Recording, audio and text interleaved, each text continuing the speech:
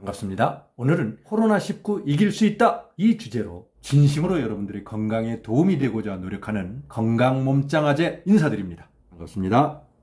김남진 박사와 함께 가자! 지난주 코로나 확진자가 며칠간 발생되지 않고 오히려 감염자들 중에 완치 판정을 받은 퇴원자들이 늘어나면서 긴장의 끈을 놔버린 사람들이 많이 있었습니다. 그러나 이번 주 들어 지역사회 감염을 걱정할 정도로 하루 사이에 5명, 10명 늘어난다는 속보가 계속되고 있습니다. 게다가 당분간 이러한 소식은 자주 들릴지도 모르고 감염자가 50명이 넘었다고 불안해했던 마음들이 100명 넘었고 이제 200명이 넘을 수도 있으며 더 안 좋은 소식이 들릴 수 있습니다.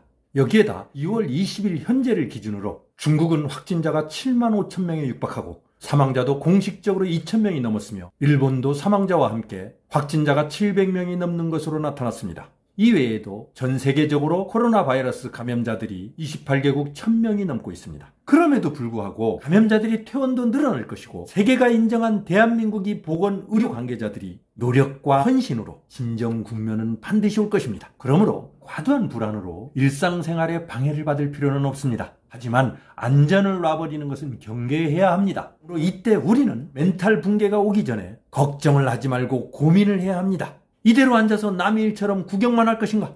아니면 적극적인 실천으로 예방을 할 것인가 하는 고민 말이죠. 그래서 당분간은 해외여행 자제와 함께 일상생활은 하되 작은 긴장을 통한 안전 확보를 위해 생활 속에서 실천할 수 있는 6가지를 제안합니다. 그 첫 번째가 무엇인가요? 3대 예방수칙 계속화. 이미 잘 알려져 있는 것 같이 외출 후 반드시 손 씻기나 수도가만 보이면 씻을 수 있는 올바른 손 씻기 생활화.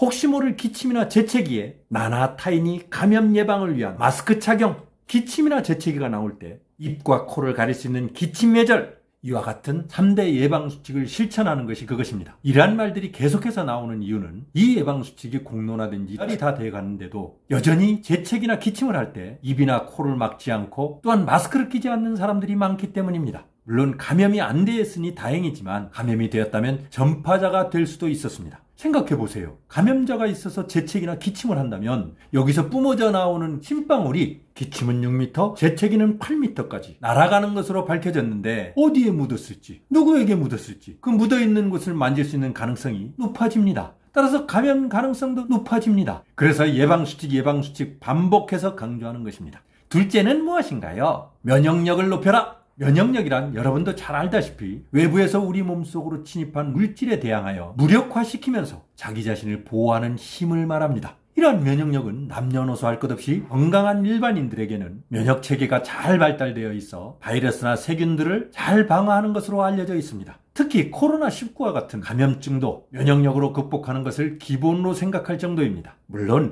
감염자의 침방울이 묻으면 감염 가능성은 아주 높습니다. 그런데 면역체계가 잘 갖춰져 있으면 기저질환이 있는 사람들보다 쉽게 회복될 수 있는 것으로 알려져 있습니다. 그러므로 면역력을 높이는 건강관리는 중요하겠죠? 그것이 기본이 무엇입니까? 귀에 못이 박히도록 들었던 운동이라든가 수면이라든가 스트레스, 체온 유지, 과음, 과로 금지 등 이렇게 알고 있는 것부터 올바르게 실천하자 하는 것입니다. 세 번째는 무엇인가요? 충분한 수면.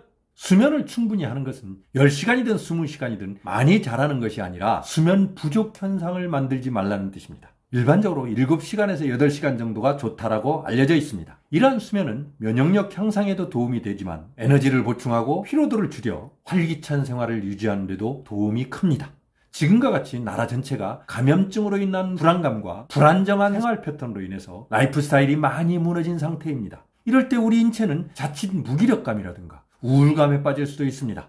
이때 충분한 수면은 몸과 마음을 회복하는 데 적지 않은 도움이 될 것입니다.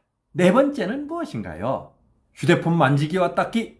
휴대폰의 세균수는 화장실의 변기보다 더 많을 만큼 더럽다라는 것이 연구나 수많은 언론, 수많은 방송에서 잘 확인한 바 있습니다. 하지만 눈에 보이지는 않습니다. 그래서 방심하게 되는 것이 사실입니다. 그리고 매일 만져도 아무렇지도 않았다고 모두가 말합니다. 맞아요. 아무렇지도 않다니까. 평상시에는 다 괜찮습니다. 그 정도는 우리 인체가 다 이겨낼 수 있는 힘이 있기 때문입니다. 하지만 피곤하거나 면역력이 떨어지거나 지금과 같이 감염증이 확산될 때는 다릅니다. 크게 조심해서 올바른 습관을 만들지 못하면 심각한 문제를 만들 수도 있다는 말입니다. 어제도 괜찮았으니 오늘도 괜찮다? 몸은 예방과 실천을 위해 노력하든 아무것도 하지 않든 주인이 하는 대로 그대로 따라한다라고 얘기 드린 적이 있습니다. 다시 한번 기억할 수 있게 되기를 바랍니다.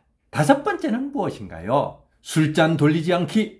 감염의 확산을 막기 위해서 가장 좋은 방법 중에 하나는 사람들이 많이 모이는 곳을 가지 않는 것입니다. 하지만 안 갈 수가 없는 것이 현실입니다. 오히려 코로나19로 인해서 생활 자체를 위축받을 필요가 없이 최소화할 수 있는 차선책이 더 중요합니다. 특히 성인들이 로망이자 낙이며 가슴 뛰게 하는 저녁 시간에 소주 한 잔, 맥주 한 잔을 함께 즐길 수 있는 것은 많이만 하지 않는다면 아주 바람직할 것입니다. 그러나 상대방이 침이 묻어있는 술잔 돌리기는 자제하거나 금지할 것을 강력하게 권장합니다. 6번째는 무엇인가요? 수분 섭취. 이것에 대해서는 도움이 될 수 있다고 말하기도 하고 직접적인 효과는 아주 미미하다라고 하는 전문의도 있을 만큼 의견이 분분합니다. 그럼에도 불구하고 입이나 목이 마르면 점막을 통해서 유해균 노출이나 번식이 증가하므로 물을 자주 마시는 것은 여러 가지로 우리 인체에 도움이 되는 것은 잘 알려진 사실입니다. 그러므로 예방 백신이 없는 현재로서는 마냥 손 놓고 있는 것보다 작은 가능성이나마 최대한 활용하는 것도 하나의 방법이 될 수 있지 않을까요? 오늘은 여기까지. I'll be back soon.